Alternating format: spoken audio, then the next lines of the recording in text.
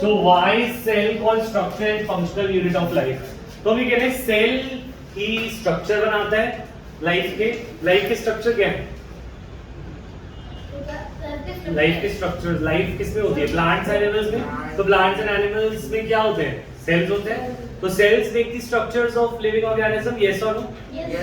अच्छा, it is the cell that performs the function of living organism, या कुछ और होता है? सेल ही होता है ना हर चीज जो परफॉर्म करता है। तो can I say cell is the structural and functional unit of life, और इसका कुछ प्रूफ भी दे सकते हैं हम। पहली बात, cell, all living organisms are composed of cells and cell products. All living organisms are composed of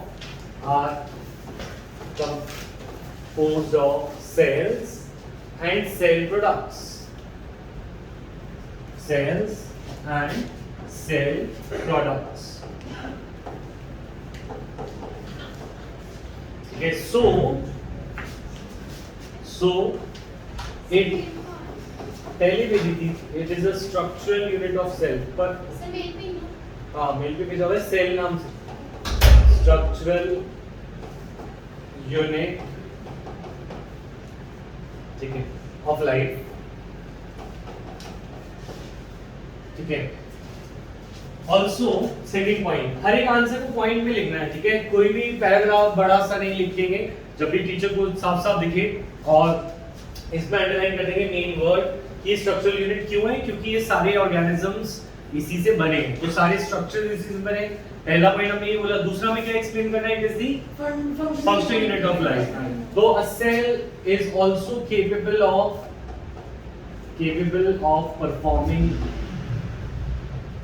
performing different processes which are essential for life, different processes which are essential for life,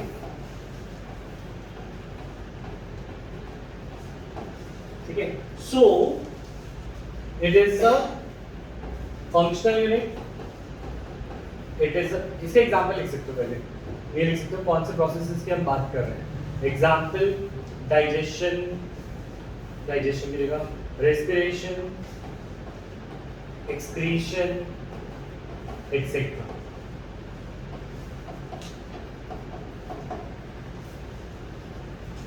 ठीक है, third point हम conclude करते हुए लिखेंगे, सो ये भी लिख सकते हो, so it is a functional unit of life, functional unit of life। ये तीसरी, हमने सेकंड पॉइंट में क्या बोला? ये फंक्शनल यूनिट क्यों है? क्योंकि ये सारे फंक्शन प्रोवाइड करता है। रेस्पिरेशन होता है इसके अंदर, मतलब रेस्पिरेशन मतलब एनर्जी निकालना फूड से, ठीक है? और सेल्स और सेल प्रोडक्ट्स ही ऑर्गेनिज्म बनाते हैं। अब अगर हम बात करें, थर्ड कंक्लूडिंग लाइन हमारी क्या रहेगी कि anything less than a cell is not considered living. For example, viruses. Anything less than a cell is not considered living. Is not considered living.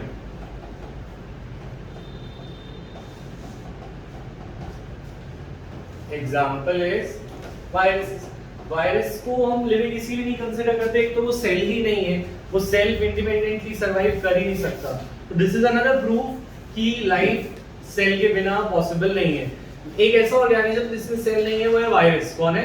Virus. तो वायरस को हम लिविंग भी नहीं बोलते, क्यों? क्योंकि वायरस जब सेल के अंदर आता है तभी वो लिविंग होता है, otherwise it is considered non living. तो ये भी प्रूफ है कि सेल ही structural and functional unit of life है। तो आंसर क्लियर है? यस और नो एवरीवन? ठीक है, हाँ बोलो। सेल प्रोडक्ट्स का मतलब होता है सेल से बनी हुई चीजें। सेल के अंदर होते हैं प्रोटीन्स, ठीक है? सेल के अंदर होते हैं डीएनए, आरएनए, तो ऐसी चीजें भी ऑर्गेनिज्म बनाती है। जैसे फॉर एग्जांपल अब muscle is made up of protein, तो इज इट्स आल्सो सेल्स भी होते हैं पर उसके प्रोटीन्स भी हैं। तो सेल के प्रोडक्ट हो सकते हैं कार्बोहाइड्रेट, प्रोटीन्स, डीएनए, आरएनए, जिनसे सेल बना हुआ है, वो चीजें भी लिविंग ऑर्गेनिज्म में पाई जाती है। क्लियर है? सुमित नेक्स्ट। अच्छा, let us now talk about plasma membrane और सेल मेम्ब्रेन। ठीक है सर, इससे पहले के जो आंसर थे सर मैं आपको करने वाला हूं। मैं वीडियो भेजूंगा, उससे कंप्लीट कर सकते हो।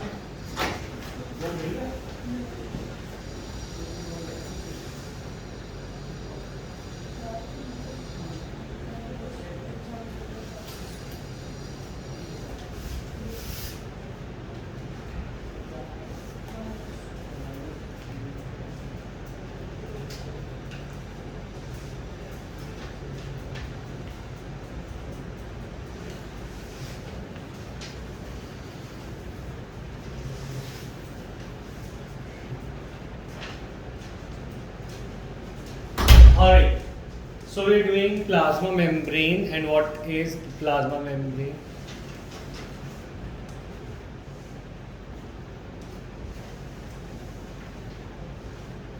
देखो, प्लाज्मा मेम्ब्रेन क्या होती है और cell membrane, notes I am giving you in few minutes, पहले समझ लेते हैं। ठीक है, सबसे पहले हम बात करें सेल की आउटर मोस्ट कवरिंग क्या होती है। सेल की outer most covering,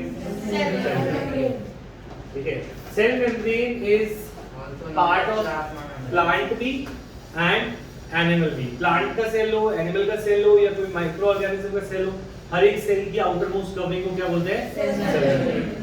cell membrane को प्लाज्मा मेम्ब्रेन भी बोलते हैं, जैसे अभी हमने बताया प्लाज्मा मेम्ब्रेन। ठीक है, तो ये आउटसाइड, आउटर और इनर एनवायरनमेंट को सेपरेट करने वाली एक ही चीज है सेल में। इनर एनवायरनमेंट माने जो सेल के अंदर की चीज है और बाहर की। तो ये outer, it separates the contents of external and internal environment. तो इसीलिए ये गार्ड का काम करता है। किसका काम करता है? गार्ड का माने जो गार्ड होता है, जो सपोज हमारे गेट्स पे होता है या किसी सोसाइटी में होता है, जो कि देखता है कि क्या चीजें अंदर जानी चाहिए और क्या चीजें नहीं जानी चाहिए, क्योंकि यही है जो सेपरेट करता है आउटर को इंटरनल से। So what is the function of cell membrane? It allows the entry of some and rejects others.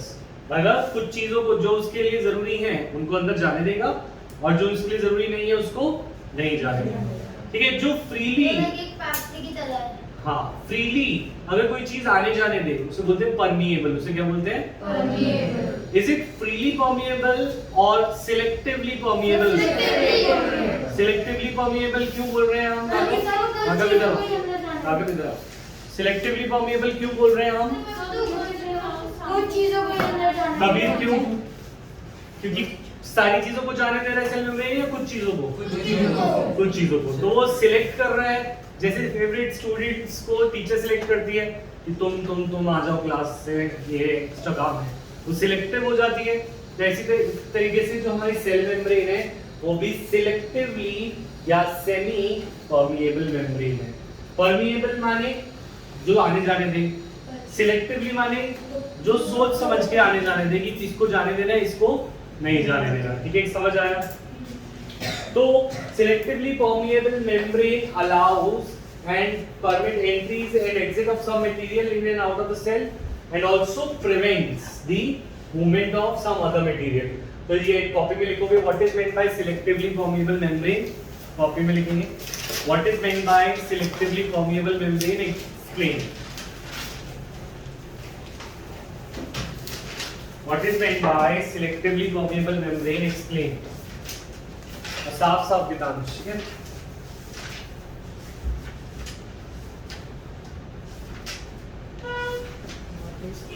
Meant by selectively permeable membrane, explain।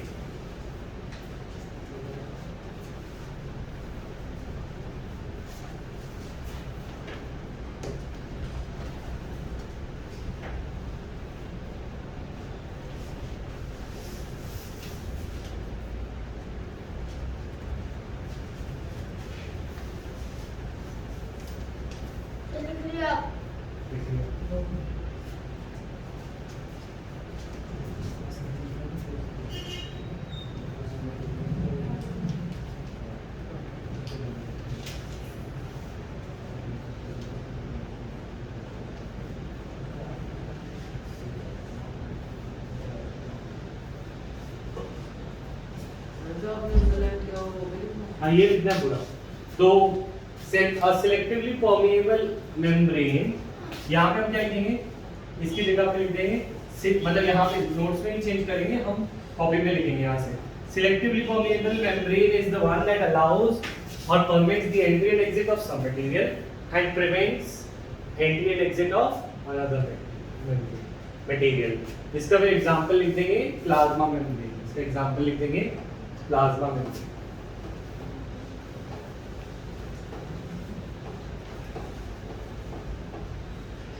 ठीक है,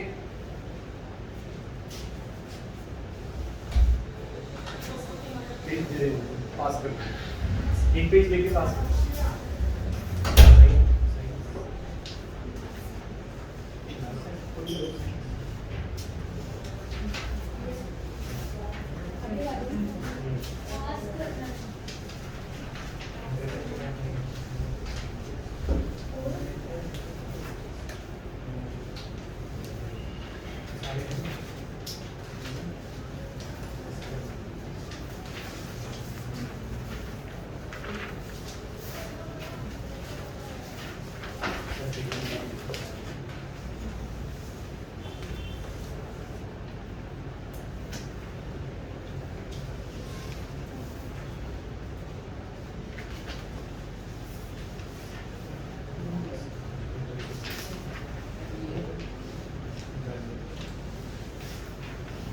कितने मार्क्स का टेस्ट तुम्हारा? 15।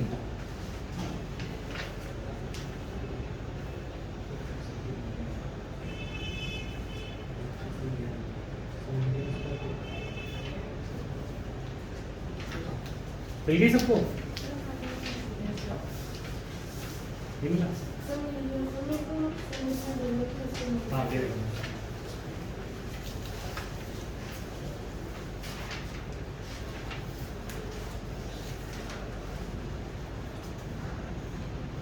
डेफिनेशन लिख ली सबने?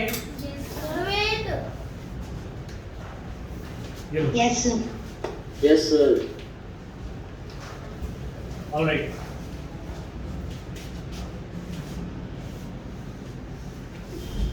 सर लास्ट में लिखना है ना एग्जांपल प्लाज्मा। हाँ एग्जांपल प्लाज्मा, ठीक है।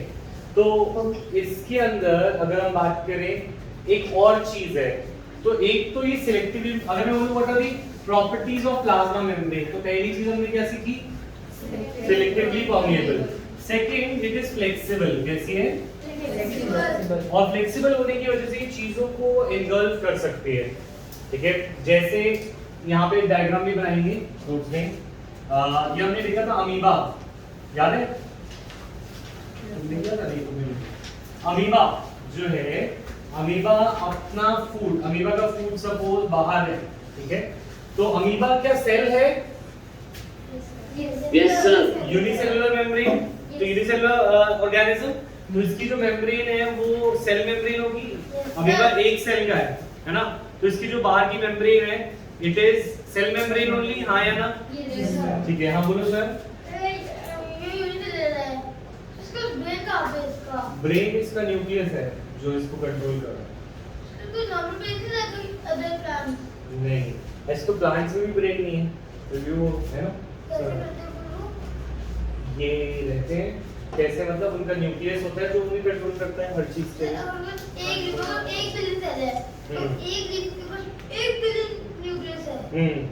तो हर एक न्यूक्लियस अपने सेल का परफॉर्म कर रहा है फंक्शन, ठीक है। तो पॉइंट इज दिस, ब्रेन होना लाइफ के लिए जरूरी नहीं है। इसका मतलब ये नहीं कि तुम दिमाग यूज करना छोड़ दो, ठीक है। मतलब ब्रेन बहुत सारे ऑर्गेनिज्म में नहीं है, ठीक है, बट दैट डजंट मीन कि दे आर नॉट लिविंग, ठीक है।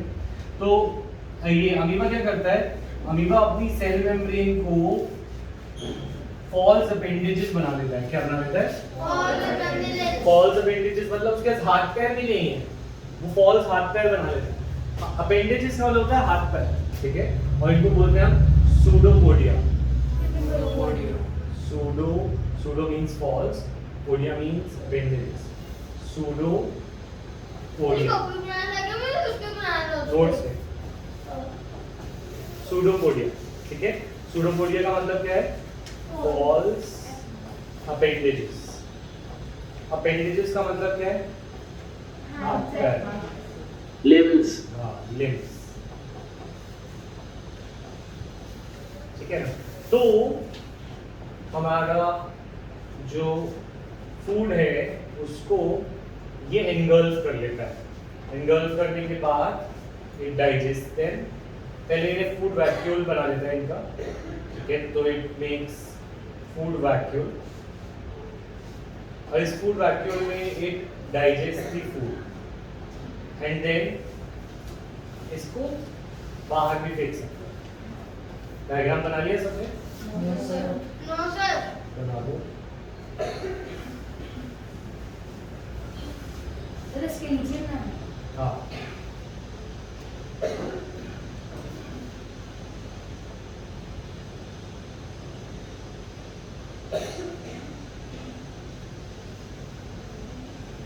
फूड वैक्यूम, तो खाने को ये डाइजेस्ट करके उसे एक्सक्रीट भी कर देता है बाहर, जो वेस्ट प्रोडक्ट। तो इस cell is able to perform all the functions. Food को डाइजेस्ट किया, उसको खाया और उसे फेंक दिया वेस्ट को, साफ साफ बना लेंगे। इस प्रोसेस को बोलते हैं फैगोसाइटोसिस और एंडोसाइटोसिस। ये कौन कर रहा है? Cell membrane. कौन कर रहा है? Cell membrane. तो सेल मेम्ब्रेन की दो प्रॉपर्टीज, एक तो it is selectively permeable, second flexibility की वजह से it is able to engulf food. For example phagocytosis और एंडोसाइटोसिस।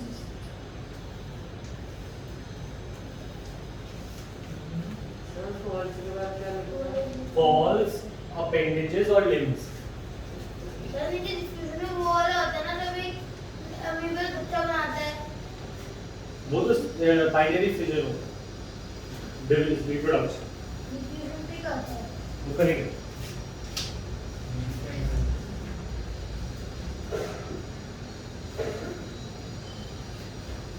Done everyone? तो मैं आपको तो नहीं जो प्रॉब्लम आपकी है। हाँ हाँ, लिखना भी यही सब। नहीं लिख तो चुका हो। Pseudopodia, false हाँ, सब appendages, लिख food चुका। vacuole। सब लिख चुका। ठीक है। ये जो मैं फ्लेक्सिबिलिटी से बना कर ये माफ भी करना है। हाँ हाँ, Excuse me, sir. yes बोले। The what's the difference between pseudopodia and endocytoma? Endocytosis is the process, ये पूरा एंगल्फ करने वाला जो प्रोसेस है, इस प्रोसेस को वो बोलते हैं एंडोसाइटोसिस। इसे क्या बोलते हैं? Endocytosis. But endocytosis occurs with the help of false appendages called pseudopodia। तो pseudopodia वो हाथ पैर है, पर इस पूरे प्रोसेस को लेना, पूरा प्रोसेस करना क्या कहलाता है? एंडोसाइटोसिस। ठीक है, क्लियर है? Yes, sir. मिटा दूं? ये तो कितने को भी लास्ट में। लास्ट में क्या है? हाँ, सर। एक्सक्रीशन। सर हाँ, मेरे उसको सिलेबस पता लग गया केमिस्ट्री का। क्या है? पहले जो चैप्टर ठीक है, फर्स्ट एंड सेकंड कते नहीं है वो इस साल। ठीक है। सर हाँ, सर 27 को पेपर है। 27 को पेपर है। हाँ, क्या रहेगा तुम्हारा? सर पहले चैप्टर ही कर रहा हूं। सेल पूरा है? सर सर को से पढ़ा है। तो तुम्हारा तो पूरा है। आज क्या है, क्या डेट? सर पढ़ी है। 25 परसों ही है तुम्हारा। ठीक है, करते हैं, जी करना पड़ेगा। मिटा दूं? Alright. तो let us talk about diffusion। diffusion के बारे में हमने पहले भी पढ़ा है, ठीक है? Yes, sir. तो diffusion की बात करते हैं।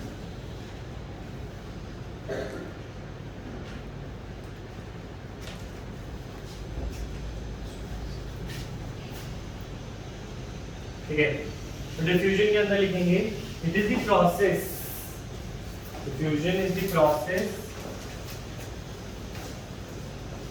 in which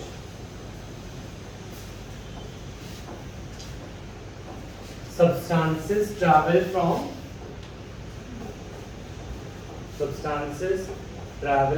region of their higher concentration to region of their lower concentration।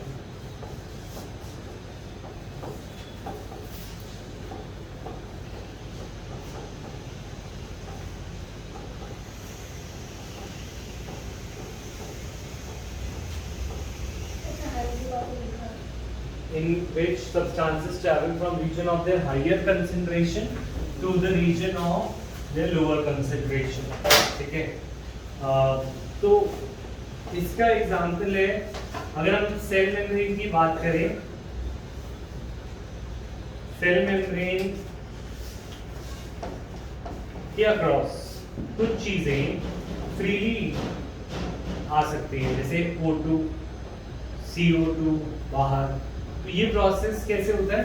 क्योंकि बाहर एटमॉस्फेयर में या लंग से आने वाले ब्लड में O2 कंसेंट्रेशन क्या थी, बाहर सेल के बाहर हाई, और अंदर O2 की कंसेंट्रेशन क्या थी, अच्छा।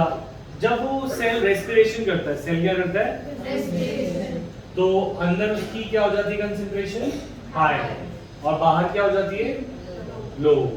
तो ये प्रोसेस में O2 बाहर हाई है, अंदर लो, तो हाई से लो की तरफ जाती है, और अंदर CO2 की कंसेंट्रेशन हाई थी तो वो अंदर से बाहर आती है। ये प्रोसेस सेल मेम्ब्रेन करने देता है फ्रीली या सिलेक्टिवली? ये फ्रीली हो रहा है, क्योंकि यहाँ पे कोई भी रोक रुकावट नहीं है। तो गैसेस जो है they can diffuse freely, gases can diffuse freely but not, हाँ दोबारा बताओ, ठीक है। मैं कह रहा हूँ कि जो सेल है, सेल की जो मेम्ब्रेन है,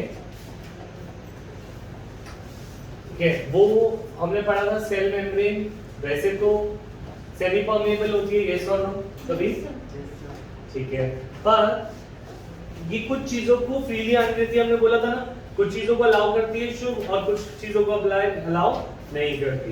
तो ये गैसेस को आने देती है। अच्छा, बाहर हवा में ज्यादा ऑक्सीजन होता है या तुम्हारी बॉडी में ज्यादा ऑक्सीजन होता है? बाहर ज्यादा ऑक्सीजन है, तो बाहर का ऑक्सीजन क्योंकि वो ज्यादा कंसंट्रेशन में है तो तुम्हारे सेल्स में पहुंच जाता है थ्रू लंग्स। पर जब तुम्हारा सेल रेस्पिरेशन करता है, क्या करता है, रेस्पिरेशन, तो रेस्पिरेशन से क्या प्रोड्यूस होता है, CO2। तो अंदर CO2 क्या हो जाता है, हाई, तो CO2 हाई से CO2 लो की तरफ चला जाता है, और O2 हाई से O2 लो की तरफ चला जाता है। तो ये प्रोसेस भी, हाँ बोलो सर। और हमारी एयर है, उसमें बहुत सारी गैसेस है, हाँ, हम वो रख के लेते तो हमारे बॉडी में बहुत गैसेस आती थी, तो हमारे बॉडी में खाली ऑक्सीजन ही कैसे आती है? ऑक्सीजन नहीं जाती, हमारी बॉडी यूज ऑक्सीजन करती है।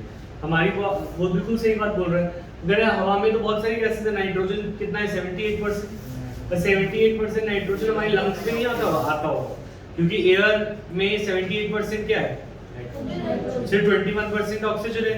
तो वगैरह सिर्फ हमारी बॉडी में ऑक्सीजन क्यों जाता, नाइट्रोजन क्यों जाता, क्योंकि हमारी बॉडी ऑक्सीजन ही निकाल देती है और बाकी चीजों को छोड़ देती है। वो जो यूज करती है वो रख लेती है, और जो नहीं यूज करती, तुम शॉप पे जाते हो, तुम अपने साइज के कपड़े लेते हो या सारे साइज के लेते हो, अपने साइज के, है ना। तो तुम ऑक्सीजन ले उठाओगे या नाइट्रोजन भी उठा लोगे? मैं तो शॉप पे आया हूँ, दे दो मुझे जो देना है नहीं, है ना, नाइट्रोजन नहीं उठाओगे।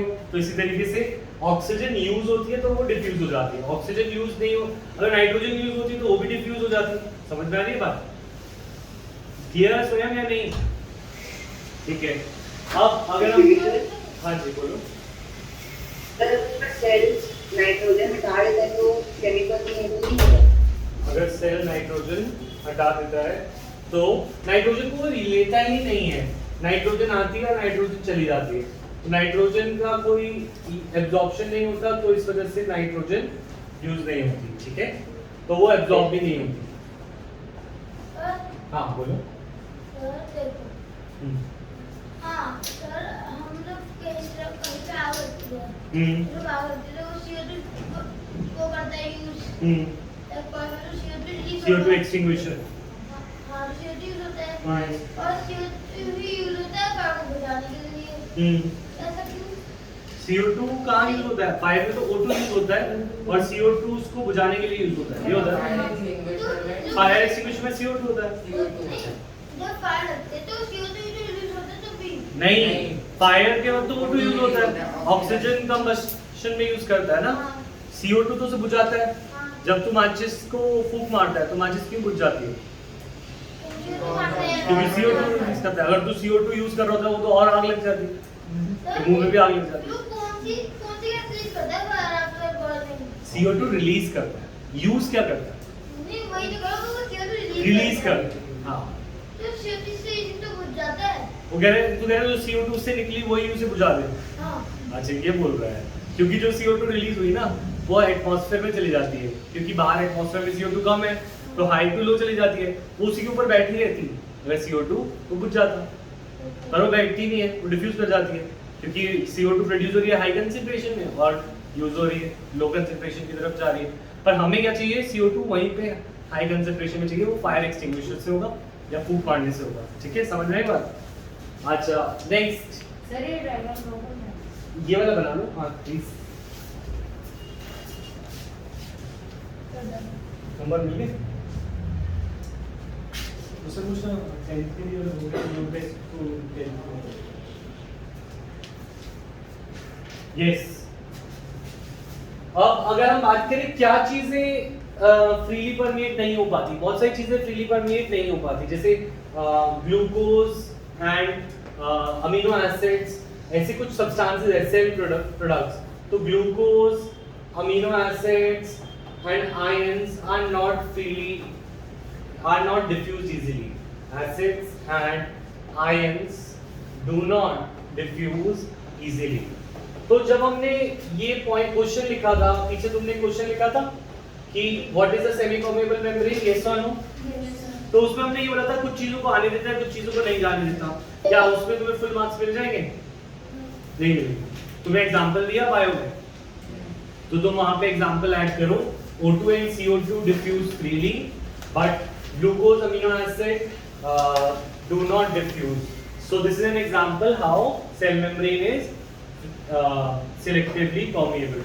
तो एक आंसर में एक पॉइंट ऐड करोगे, इसके एग्जांपल लिखोगे उसी के नीचे, और एग्जांपल में ऐड करो O2 and CO2 diffuse freely, but glucose, amino acid, ions does not diffuse easily.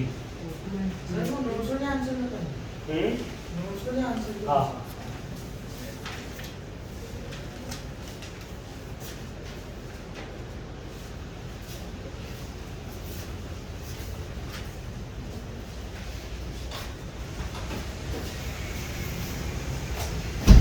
Done everyone?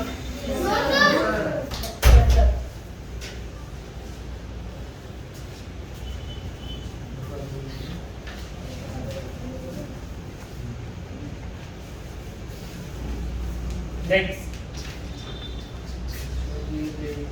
Wait. तो अमीनो एसिड्स के बाद क्या लिखा है? Amino acids and Glucose and ions do not diffuse easily. तो don't से ये डोंट क्या सही है? Don't diffuse easily. हाँ don't diffuse easily. इसका मतलब क्या हुआ? इसका मतलब हुआ कि सेल मेम्ब्रेन O2 और CO2 को जाने दे रही है, पर आयंस, अमीनो एसिड्स और ग्लूकोज को इतनी इजीली नहीं जाने दे रही, क्योंकि वो सिलेक्टिवली परमेएबल है। ठीक है, क्लियर? एग्जांपल क्लियर है सुमित? तो प्रोटीन से लिखते हैं, प्रोटीन प्रोटीन्स अमीनो एसिड टूट कर ही बनते हैं, अमीनो एसिड से ही बनते हैं। ठीक है, अच्छा, how does substances get transported across the membrane? तो पॉइंट इज दिस, अगर हम सेल मेम्ब्रेन के बारे में जाने तो सेल मेम्ब्रेन से चीजें आती कैसे हैं? एक तरीका हमने देखा क्या? डिफ्यूजन। एक तरीका क्या था? Diffusion, right? डिफ्यूजन से कौन आ जा सकता है इजीली?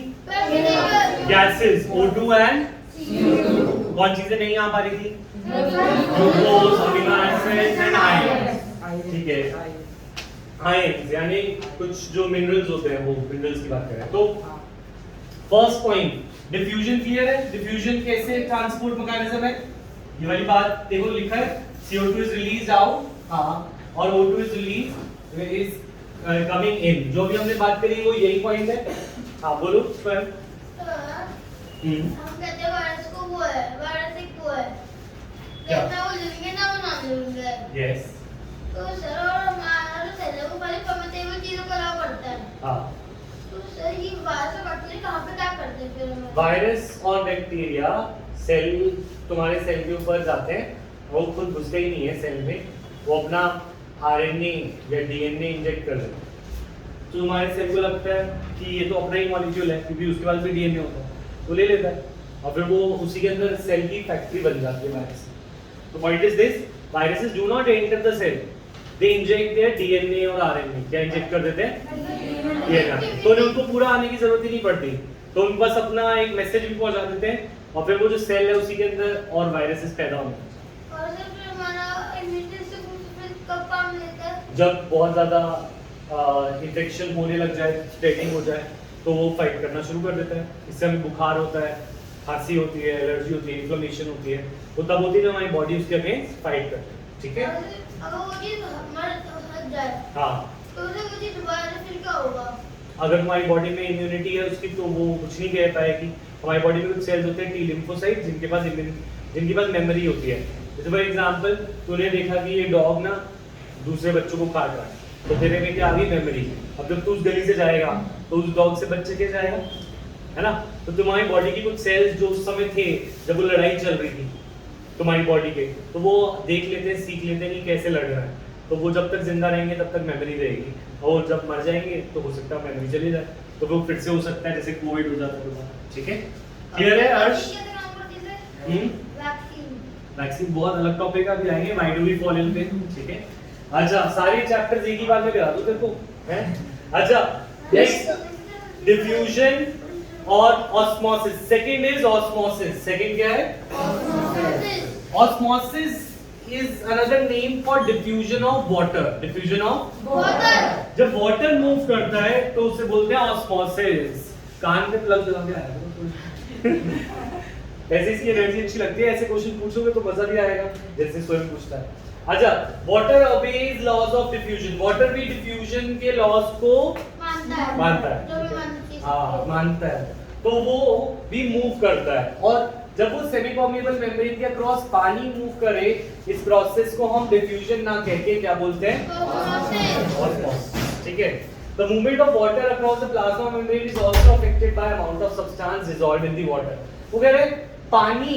अच्छा, वैसे डिफ्यूजन किस पे डिपेंड करता है? Concentration of high concentration to low concentration. जैसे जाता है ना पानी, चीजें डिफ्यूज ऐसी करती हैं। जैसे O2 हाई कंसंट्रेशन पे कहाँ थी? आउटसाइड या इनसाइड? आउटसाइड। और इनसाइड लो थी तो हाई टू लो चली गई। पर पानी थोड़ा सा अलग है। पानी क्या है? अलग है थोड़ा। पानी डिफ्यूजन तो करता है, पर उसमें एक और खास बात का हमें ध्यान रखना पड़ता है। वो क्या चीज है? ये देखो कि पानी ये भी देखता है कि पानी में डिसॉल्व चीजें कितनी हैं। हमें पता है आवर बॉडी 70% वाटर। बॉडी कितना वाटर है? 70% वाटर है। तो हमारा बॉडी में सेल के बाहर भी पानी है और सेल के अंदर भी पानी है। ठीक है? तो पानी पानी हर जगह है। तो यहाँ पे पानी है और यहाँ पे भी पानी है।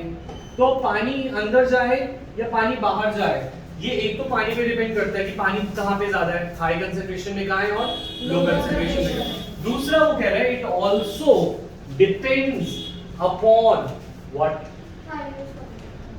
amount of solute. It depends upon amount of substance. It also depends upon amount of substance. हम ये कह रहे हैं कि पानी तो दोनों जगह है, पर हो सकता है यहाँ पे पानी में नमक ज्यादा है। क्या ज्यादा है? नमक तुम खाते हो, बॉडी में कहीं तो जाता होगा। सपोज वो नमक सेल में ज्यादा है, सेल के बाहर कम है। अगर नमक अंदर ज्यादा है तो पानी कहाँ ज्यादा है? पानी बाहर ज्यादा है। सोचो मेरी बात, अगर नमक अंदर ज्यादा है तो रिलेटिवली पानी कहाँ ज्यादा हुआ? बाहर। तो पानी कहाँ मूव करेगा? ज्यादा से कम की तरफ, तो बाहर से अंदर जाएगा। ये वाली बात समझ में आई या नहीं आई? दोबारा बताओ। दोबारा बताओ। मैं कह रहा हूँ कि वो कह रहे हैं osmosis not only depends upon the amount of water but also depends upon the amount of substance dissolved in the water. तो अगेन ये सेल है, ठीक है? सेल। और सपोज बाहर चीनी ज्यादा है या कोई नमक ज्यादा है बाहर, ठीक है? वाटर तो दोनों जगह है। वाटर कहाँ है? दोनों जगह। यहाँ पे भी पानी है और यहाँ पे भी पानी है, ठीक है? तो अब वो पानी कहाँ जाएगा? वो ज्यादा डिपेंड करता है कि सल्यूट कहाँ पे ज्यादा है। सल्यूट यानी अमाउंट। सल्यूट माने अमाउंट ऑफ सल्यूट माने अमाउंट ऑफ सब्सटेंस। जैसे पानी में नमक डाल दें तो सल्यूट क्या हुआ? नमक, ठीक है। पानी में चीनी डाल दो तो सल्यूट क्या हुआ? शुगर।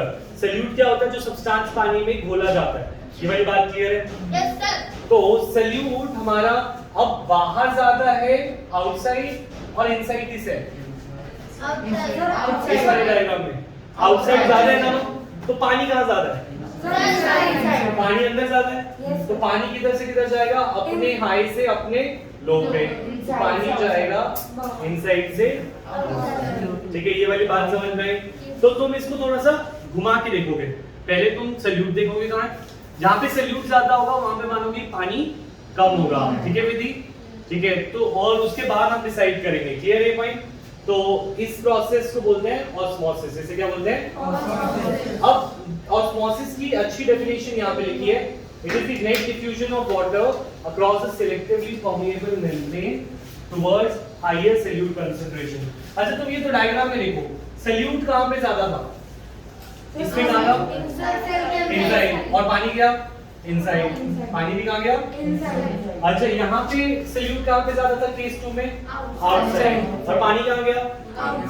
तो मैं कह सकता हूँ वाटर जो मूव करता है वो टुवर्ड्स हायर सल्यूट की कंसंट्रेशन की तरफ जाता है। ये बोल सकता हूँ? जहाँ पे सल्यूट ज्यादा होता है वहां पे पानी जाता है। तो वेरी वेरी इंपॉर्टेंट, इसको कॉपी पे लिखेंगे। Define osmosis and explain. Define osmosis and explain. Sir कोई छुट्टी उठी है शुभ या नहीं?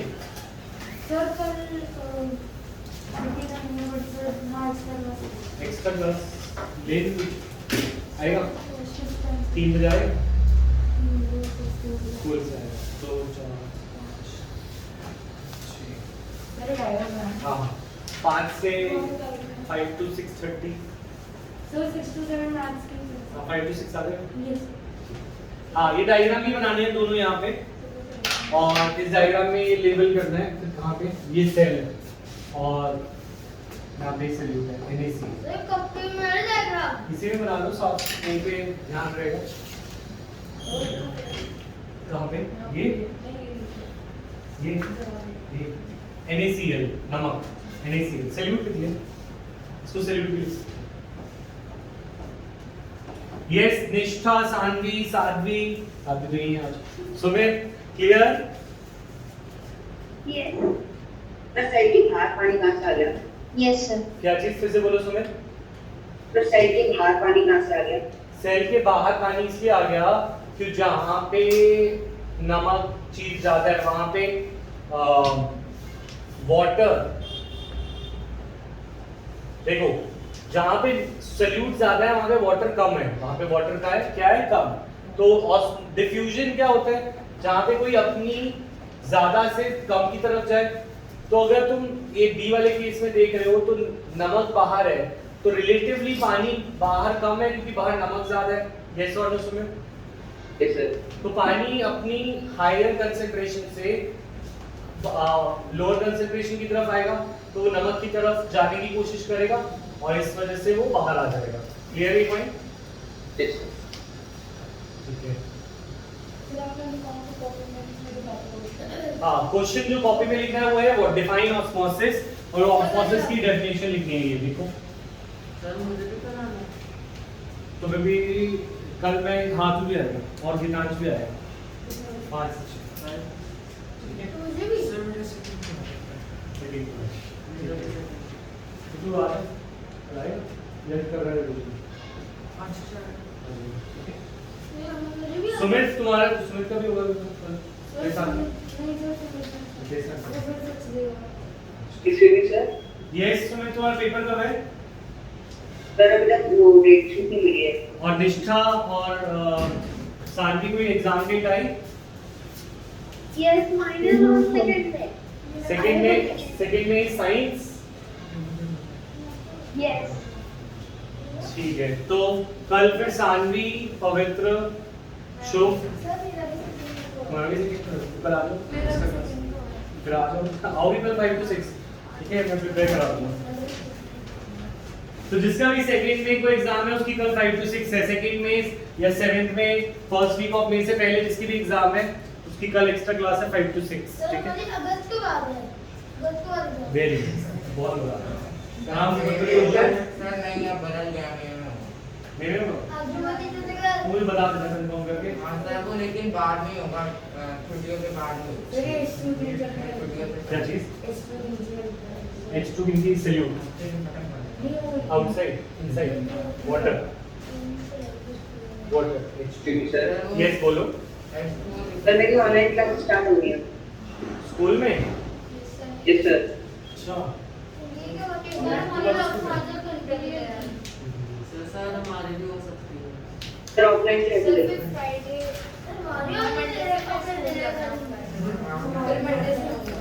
मंडे से ऑफलाइन फिर से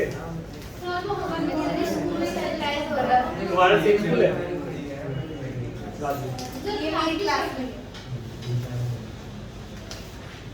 ठीक है और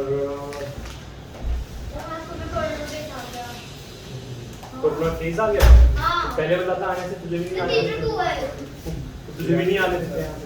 इधर थर्ड फ्लोर फर्स्ट फ्लोर पे मैं सेकंड फ्लोर पे हूँ ओह चलो हो गया अच्छा ये ऑस्मोसिस का क्वेश्चन भी लिख लिया कॉपी में अच्छा नहीं लिखा तो घर पे लिख के लाएंगे होमवर्क में अच्छा ये मिटा दूं अच्छा हम बोल रहे हैं कि कैसे कैसे ये टॉपिक का नाम पढ़ो how does substance get transported across cell membrane पे चीजें कैसे जाती हैं तो पहला हमने बोला डिफ्यूजन से कौन जाता है CO2 और CO2 और O2 दूसरा हमने बोला ऑस्मोसिस से कौन जाता है वाटर क्या जाता है वाटर कैसे जाता है from higher concentration towards higher concentration of solute कहां किस तरफ जाता है जहां पे सॉल्यूट ज्यादा होता है वहां पे जाता है ये वाली बात समझ आई ऊपर से लिखना पड़ेगा एक्टिव ट्रांसपोर्ट की बात करते हैं कुछ चीजें सेल के अंदर एनर्जी रिक्वायर करती है जाने के लिए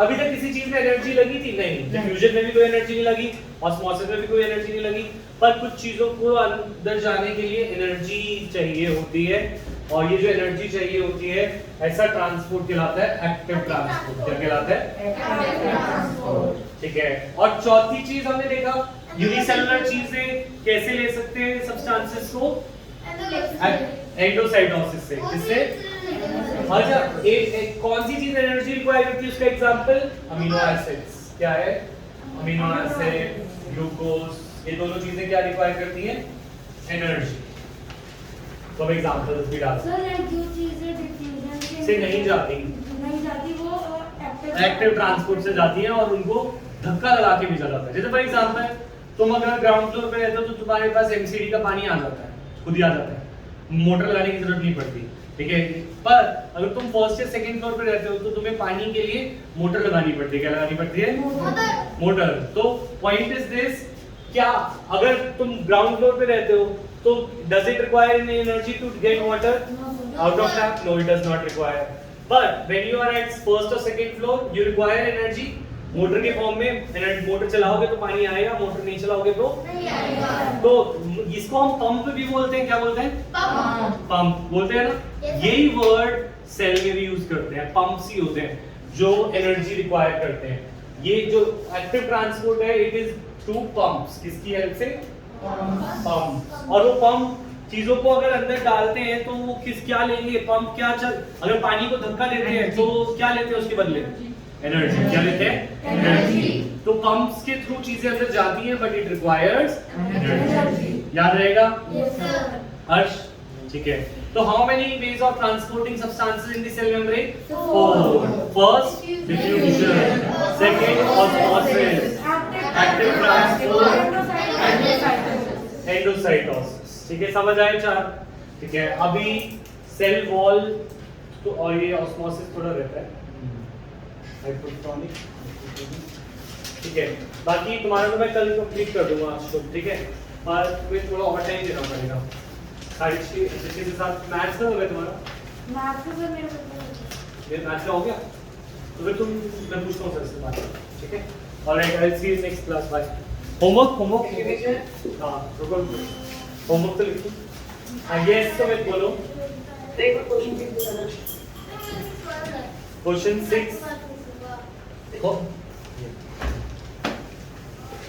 यस तो इसके अंदर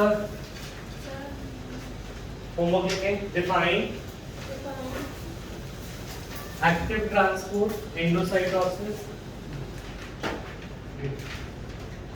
endocytosis active transport define, or endocytosis active transport semi permeable membrane,